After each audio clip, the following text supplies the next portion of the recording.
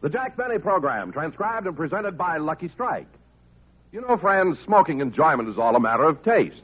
And the fact of the matter is... Lucky's taste better. Cleaner, fresher, smoother. Lucky's taste better. Cleaner, fresher, smoother. For Lucky Strike means fine tobacco, richer tasting, fine tobacco. Lucky's taste better. Cleaner, fresher, smoother. Lucky Strike, Lucky Strike. This is Don Wilson. Friends, there's no question you smoke for enjoyment. The enjoyment you get from the taste of a cigarette. Sure, smoking enjoyment is all a matter of taste. And the fact of the matter is, Lucky's taste better. Yes, Lucky's taste better. Cleaner, fresher, smoother. And there are two very good reasons why. First, as everyone in America knows, LSMFT, Lucky Strike means fine tobacco. Light, naturally mild, good-tasting tobacco. Second, Luckies are made better. They're round, firm, fully packed, so they'll draw freely and smoke evenly. Fine tobacco in a better-made cigarette just naturally adds up to better taste. Remember, smoking enjoyment is all a matter of taste. And the fact of the matter is, Lucky's taste better. So be happy. Go Lucky.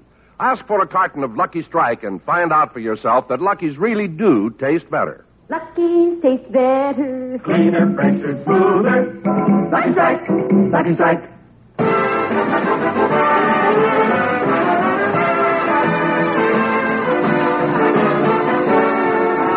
The Lucky Strike program starring Jack Benny with Barry Livingston, Rochester, Dennis Day, Bob Crosby, the Sportsman Quartet, and yours truly, Don Wilson.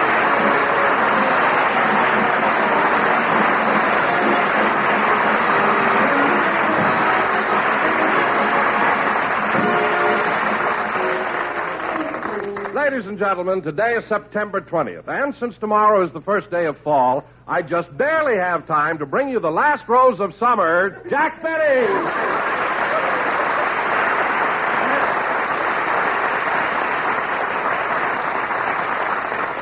Well, thank you. Hello again, this is Jack Benny talking, and Don, if I may be so bold as to criticize your facetious introduction, I should like to point out that there's nothing funny about calling a 38-year-old man the last rose of summer. And now, ladies and gentlemen... Wait a minute, Jack. Hold it. Now, let's get this straight. Did you say you were 38? Yes. And last year you insisted you were 39. That's right. Well, then how can you be 30? Some fool hadn't frightened him, I'd have been 37. Now, let's get on with the program, because we have a very important sketch to do. Did you rehearse your part, Mary? Mary, I'm talking to you. Huh? Oh, I'm sorry, Jack. I was just reading this special delivery letter I got from Mama. Oh, another letter from your mother, huh? Uh-huh. Well, what does the white witch doctor of Plainfield have to say? Oh, wait, and I'll read it to you. Okay. My darling daughter, Mary, I haven't written in a long time, and this letter will contain both good news and bad news. Last week we heard Jack's first radio program of the season. Now for the good news. Papa finally bought us a television set. Well, they've got a television set. Sunday night we sat and watched Jack's television show. I liked it, but Papa seemed quite bored until Marilyn Monroe appeared. The repairman charged us $11 to get Papa's head out of the screen. God. Now for some news about your sister Babe. Oh, boy, this is the part I like. Babe went to Atlantic City for the bathing beauty contest. No kidding. She entered again this year as Miss Coal Miner. No. I guess they always pick her because she looks so much like John L. Lewis. Poor Babe. She has to pay a hairdresser $10 for her eyebrows alone, you know. No other news, so we're closed now. Your loving mother, Zsa. You know, Mary, sometimes... Oh, hello, Dennis. Hello, ladies and gentlemen. The song I'm going to sing today Wait is... Wait a minute, Dennis. You just came in. Why are you in such a hurry to sing your song? I've got to rush over to the hospital to have my appendix taken out. Gosh, Wait, Dennis. Didn't you have your appendix taken out last year? Uh-huh. Well, why do you want them to operate again? I joined the Blue Cross and I want to get my money's worth. Look, kid, if you've had your appendix taken out once, you can't have it taken out again. Are you sure? Well, of course I'm sure. Well, can't they open me up and rummage around a little? Oh, stop, and don't argue with me anymore. After all, I know more about appendectomies than you do. At rehearsal, you couldn't even pronounce it. Look, Chiswees, be quiet, will you? Now, let's drop the subject. Oh, what is it, Gertrude?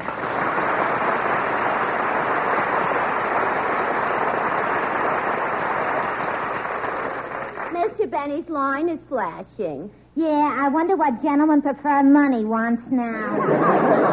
I'll plug in and find out. Yes, Mr. Benny. Yes, sir, I'll try him right away. Oh, gosh, Mabel. Ain't it awful getting back to work after a vacation? Yeah. Say, Gertrude, where did you go this summer? Yeah, no place particular. Once, though, I went deep-sea fishing. It was awful. I was never so insulted in all my life. Well, why? What happened? When we got back to the dock, some smart aleck hung me up by my feet and had his picture taken.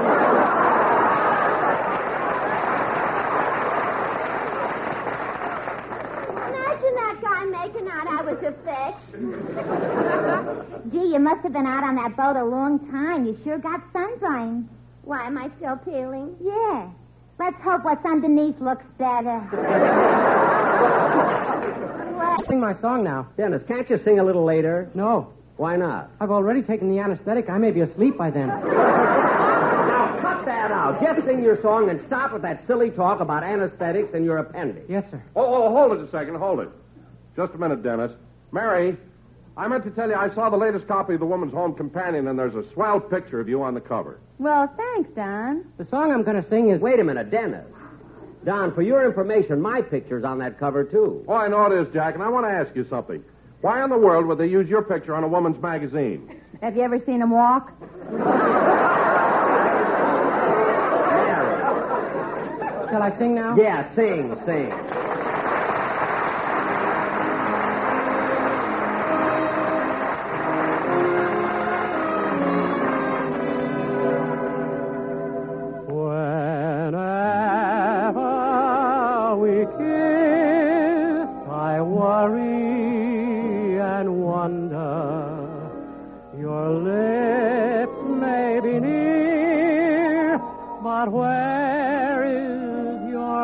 It's a sad thing to realize that you've a heart that never melts.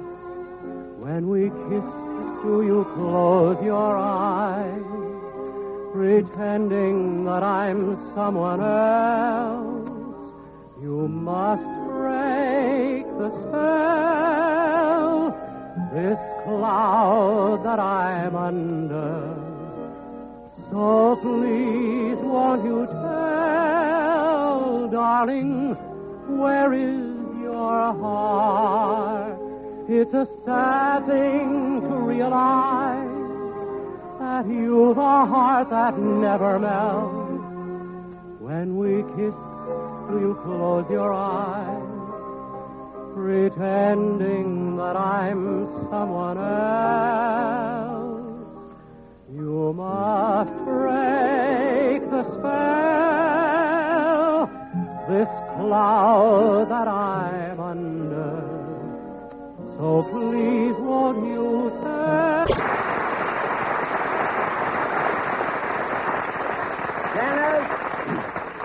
Dennis, that was beautiful. You know, every season I think that your voice is so perfect it can't improve. And then, the opening of the next season, you surprise me by being better than ever. You really have a wonderful voice, Dennis. You should be proud. Oh, for heaven's sake. Somebody take him out of here and wake him up. Well, I will, Jack. Thanks. Be sure to come back, because, boy, you both have parts in our sketch tonight. Jack, what's the sketch about? Well, Mary, tonight we're going to do our version of that new Technicolor saga of the South Seas. Return to Paradise, which starred Gary Cooper. And I guess you'll play the lead. Yep. Anyway, I felt that since I had been to the South Pacific, it would give me a good reason to do the picture. He's right, Marion. It'll be a natural for me, too. Oh, hello, Bob. Hi, Jack.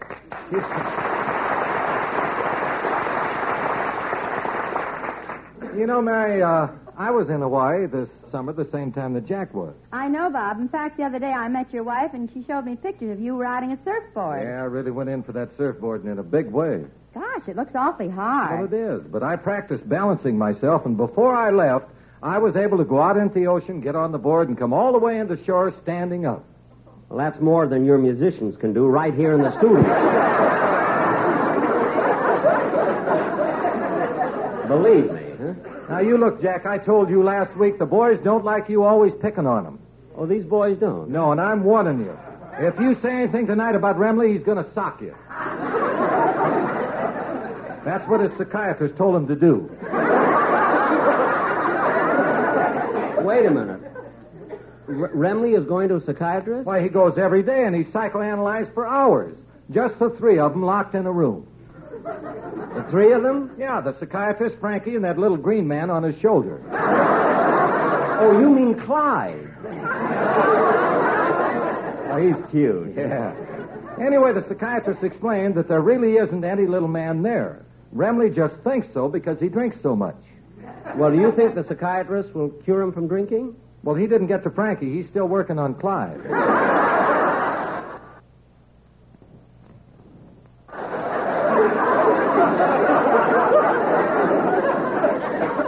Gee, I didn't know Clyde drank. Anyway, Bob, that's what's wrong with your boys. That's all they think about. They never pay any attention to their music. Oh, not all of them, Jack. You take Bagby, the piano player, for instance. Now, he's not like that a bit. He's very serious about his music, and he studies all he can. Oh, he does, Well, let me show you something. Hey, Bagby. Yeah? Come here a minute, will you? He studies music. He knows all about music, everything. Huh? Charlie, I'd like to ask you a few questions about music. Now, how many pedals are there on your piano? 3. Mm-hmm, right. What are these 3 pedals for? Water, soda, and ginger ale.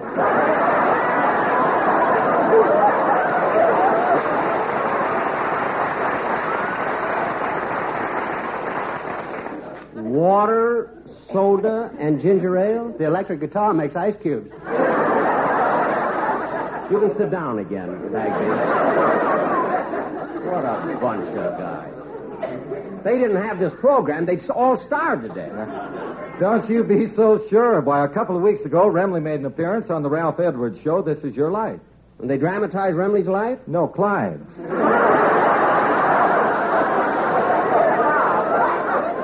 Bob. Look, I'd love to continue this intellectual discussion, but we got to get on with the show. Don, set the scene for the sketch. Don is out in the hall with Dennis. Oh, for heaven. Is Dennis still asleep? Uh-huh. What's he sleeping on? Don. Well, look, I'll set the scene myself. Ladies and gentlemen, tonight we will present our version of that current United Artists release, Return to Paradise. And in this sketch, I will play the part of... Hello? Hello, Mr. Benny. This is Rochester.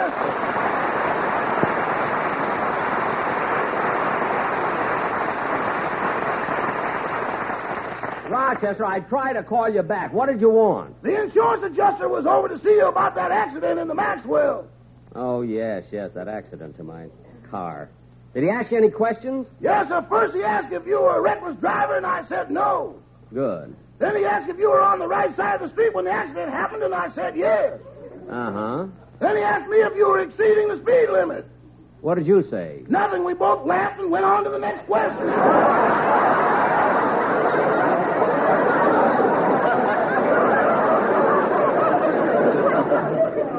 What was the next question? What was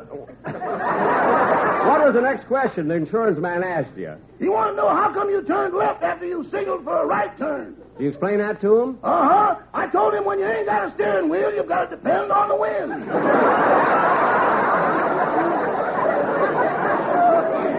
Well, certainly. Did you describe the accident to the adjuster? Yes, sir. I told him that as soon as you started to turn the wrong way, you jammed on your brakes and stopped. And that's when the man hit your car and turned it over. And it was all his fault. That's right. He had no business jaywalking.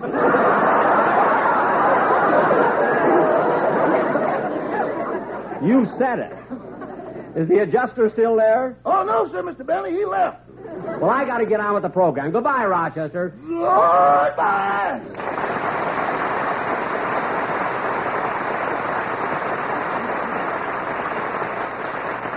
All right, Don, set the scene for our sketch. And now, ladies and gentlemen, we present our version of the Technicolor saga of the South Seas, Return to Paradise.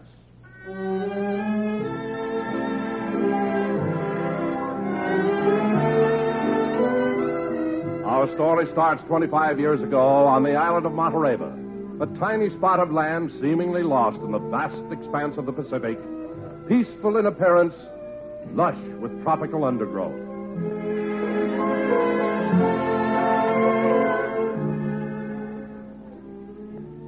My name is Gary Benny.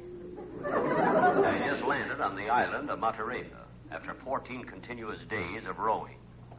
I was hungry, but that didn't worry me because I knew these tropical islands abounded in papayas. I never could figure out why there were so many papayas, because I never saw any mamayas.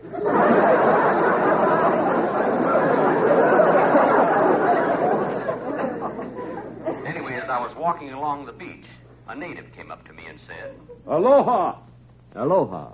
me chief of island. Oh, for a minute, me thought you was island.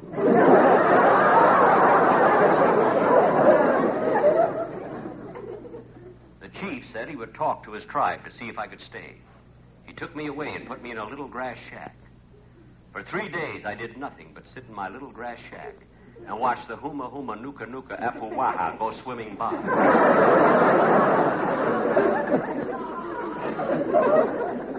Then they told me I could stay, and in my honor, they would have a feast that night.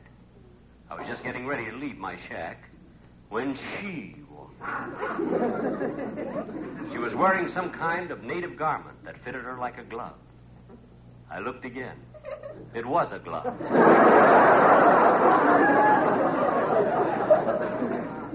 Then she smiled at me and said, Me chief's daughter. Me come to take you to Luau. Good. But tell me, just what is a luau? It is native feast with bananas, berries, pineapple, coconuts, roast pig, steamed fish, and Cimarron rolls. God.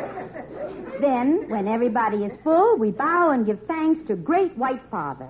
Who is Great White Father? Eisenhower, we still on Lend-Lease. As we walked to the luau, she told me her name was Maeva. Maeva was beautiful. Not as beautiful as Sinatra's Ava, but beautiful. After the feast, they passed around a bowl of their native drink from which all the warriors drank. The man sitting next to me handed to me, saying, Here, you drink. What's in it? Okula, Maluna, Opanui Nui. What does that mean in English? Monashevovitz wine.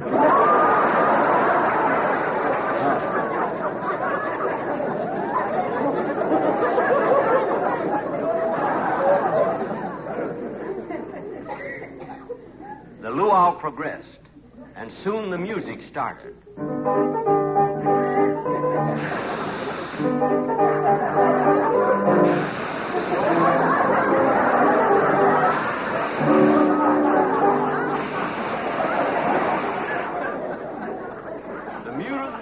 The music was beautiful, and Bagby was playing the piano,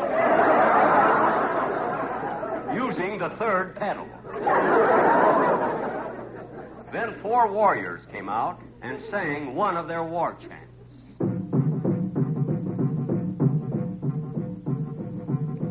Tahua'ila, tahua'ila, Ehuenila, Pilikoaluala, Utatuilua, Ititoila, Hanolipoita Palai.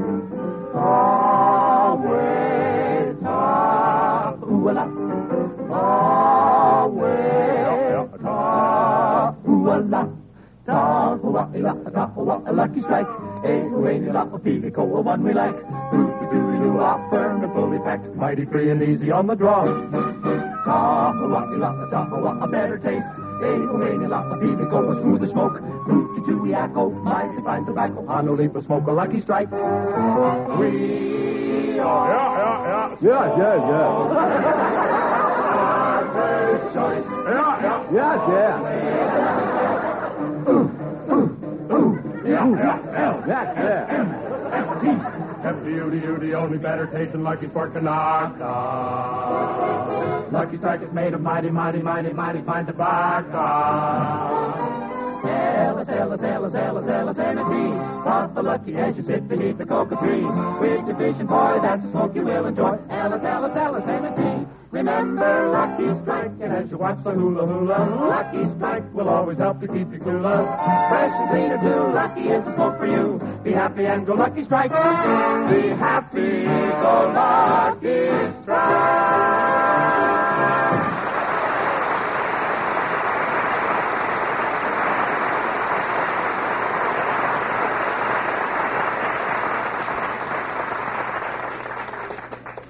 Life was pleasant on the island, and as time went on, I fell in love with Maeva. One day I went up to her and said, Maeva, will you marry me? Me no can marry you. You commoner. Me princess. Maeva had been acting this way ever since her picture was on the cover of Woman's Home Companion. But I did not give up. I continued courting her. One day we were at a picnic with the natives. The islanders were all in a happy mood as they talked to each other. Makahila mulahuma malahini opa alaha kokomoko. Nui nui ma ukalala pua muli poi poi poo.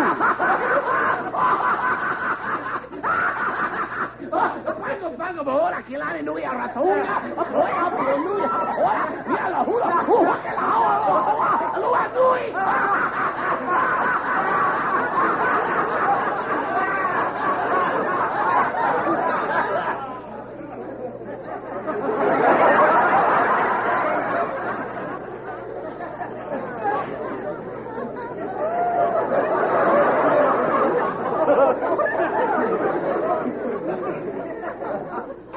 No doubt about it. That new Hawaiian writer I hired is terrific.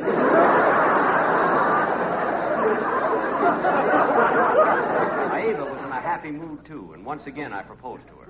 This time she told me the real reason why she wouldn't marry me. It was on account of the ruler of the island, a cruel dictator they called the Master. I decided to let the Master know I was coming to see him by using the jungle telephone system, the native drums.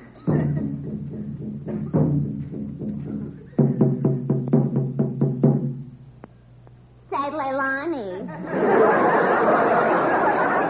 What is it, Nahila?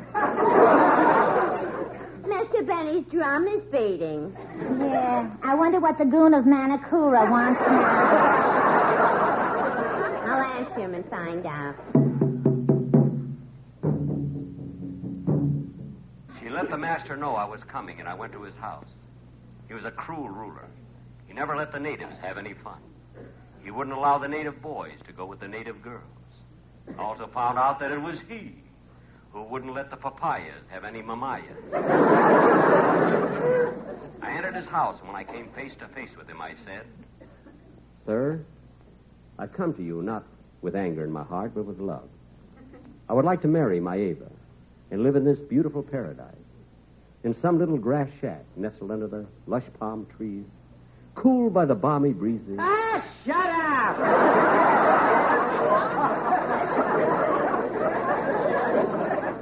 But, sir... You no can marry Maeva.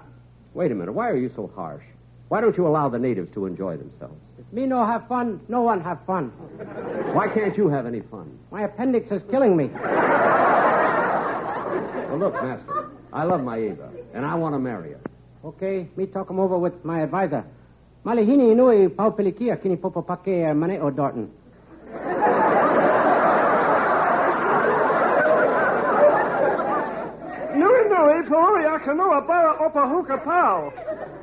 Who's that? Clyde.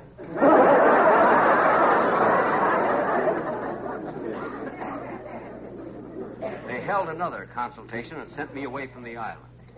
They cast me adrift. As the current began to carry me away, I looked back at the distant shore, and there, standing on the beach, was Maeva.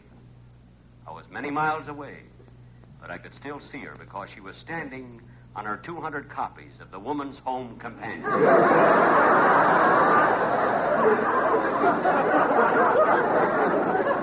That is my story. but it is not complete. For someday I shall return to paradise.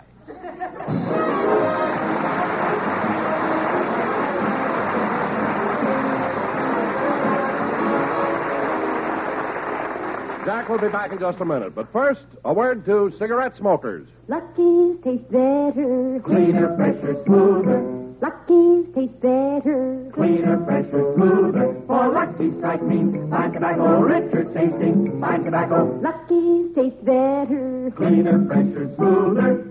Lucky Strike, Lucky Strike. This is Don Wilson, friends. There's no doubt about it. Smoking enjoyment is all a matter of taste. And the fact of the matter is, Lucky's taste better. Cleaner, fresher, smoother. Now, freshness is particularly important. For if a cigarette isn't truly fresh, it can't possibly give you the enjoyment it should. That's why every pack of Lucky's is extra tightly sealed, to bring you Lucky's better taste in all its natural freshness. Yes, Lucky's do taste better because, first, LSMFT, Lucky Strike means fine tobacco. Then, two, Lucky's taste better because they're made better. Made round and firm and fully packed to draw freely and smoke evenly. So, friends, smoke the cigarette that has better taste when it's made and then brings you all that better taste in a fresh cigarette. Yes, be happy. Go Lucky. Ask for a carton of Lucky Strike and find out for yourself that Lucky's really do taste better. Be happy, go lucky, get better taste today. Ladies and gentlemen, that concludes my second radio program of the season. We'll be with you again next Sunday night at the same time and every Sunday after that until June 6th. Oh, boy, here it is vacation again. Good night, folks.